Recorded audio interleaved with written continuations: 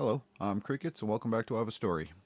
Today I'd like to talk about a struggle that I'm personally having, and you see it throughout my channel, and that is my struggle to speak to a little eyeball sitting in a little square box looking at me that doesn't respond back. I really am having a hard time communicating because I need human interaction. Talking to a camera, it's really difficult for me, and it's difficult for me for many ways, for many reasons. One, I'm a very personable person, and I can read people very well, their emotions, their feelings, their struggles. I just talked about The Green Mile. I love that movie, but I don't know what it is about me. I don't know if other people can just walk by somebody and see pain in them, if they're capable of that and they just look away, or if I see it and just can't, or if it's just something I'm gifted with. I don't know. I've done it many times in my life on the street. Strangers walk by and say, in my head, think, I see pain in that person and I don't know what it is, and I will stop and talk to them. I did it twice in roughly, I don't even know, 20 minutes, give or take. I talked about it in 2019, being married to a woman who was bipolar and seasonal affective disorder, and going through the same thing year after year, getting thrown out, her having affairs, and accusing me again of doing things I obviously didn't do. I've proven that throughout my channel. I saw a guy when I was in the gun store selling my scary modified AR-15 that I didn't even have anymore when she claims I was threatening people with it. God, I mean, the pain is also a big pain, and depression have also been a big struggle for me too. But I saw this guy in the gun store and I could see pain. I could feel it, and I asked him what was wrong and started talking to him, and found out that he was in the military, was shot in the shoulder, and he had limited use of his arm. And the he told me, opened right up, told me about the emotional, the physical, all the pain that he experiences from that. I went from there to the Sterling, a block away.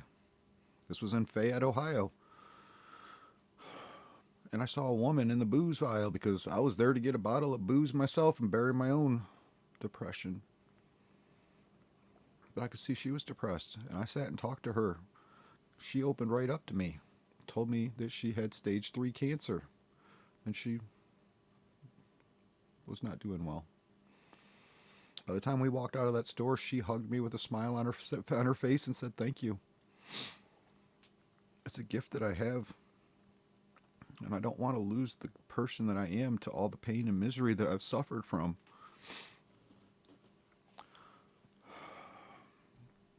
Part of me having struggles talking to a camera.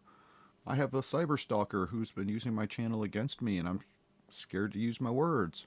We live in a country now where simple words we have to use unalived because deceased is all of a sudden a bad word, and even though they mean the same things, we got to keep changing words. This is driving me crazy. The other aspect that I'm struggling with, being the personable guy who reads and feels off of other people. I can't feel a camera. I can't have a relation with something that is unrelatable. And even though there are people out there watching, for me, there's a level of respect you show to everybody. You will never see me smoke a cigarette. You will never see me cuss in front of a child, in front of a church pastor, even pastors that I disagree with, a church congregation. One of the sayings I'm going to be coming up with in my channel, talking about the folder I'm going to be making about sayings that made us strong. There's a time and a place for everything. I can go to the bar, not even drink, because I really don't like to drink. I can smoke a cigarette in front of people at a bar. I can cuss and swear in front of people at a bar. But I cannot do that in front of a child. I cannot do that in front of a church, a pastor, any type of setting that deserves that type of respect. But I also want to share who I am, and I don't want to hide myself either. It makes it difficult to sit here on air and talk.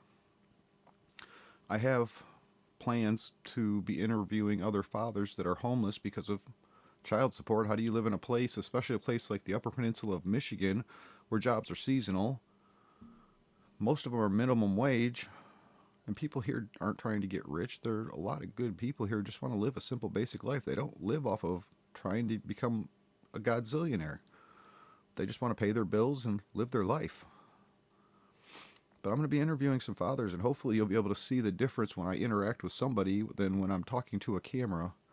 These fathers are homeless because how do you live off of 49% of a paycheck when you're making minimum wage? How do you live off of 49% of a paycheck when your job is seasonal? The judges here, this has been happening for decades. Ralph, I've talked about Ralph so much on my channel. I miss him so much. Even all the way back when he was 73 years old when he was killed. Well, I shouldn't say that. I mean, I don't know. Here they don't consider it murder when a meth addict comes into your house at 1 o'clock in the morning, tries to rob you, and then shoots and kills you. Here, that's not murder either. I mean, this is all part of why I'm struggling so much. And I speak out against a system that could take my life, and they already have, but they could end my life any day. This is all part of why I'm struggling to talk on camera. But when they take a year's worth of your paycheck stubs and say, hey, this is the 1 week you worked the most amount of hours, many hours of overtime, which is not how the system's supposed to work. It's supposed to be an average base pay. But then they charge you off of what is the most overtime you worked in 1 week throughout the entire year and charge and base your child support off of that. And here, women don't even have to work and claim a job. That's all wrong. So then these fathers are paying 51% of their paycheck goes to child support. And then in the wintertime, I've been sharing with you what winter's like here in the Upper Peninsula. Jobs are seasonal, and in the winter, you collect unemployment, which is a fraction of your normal hourly wage. They can't survive.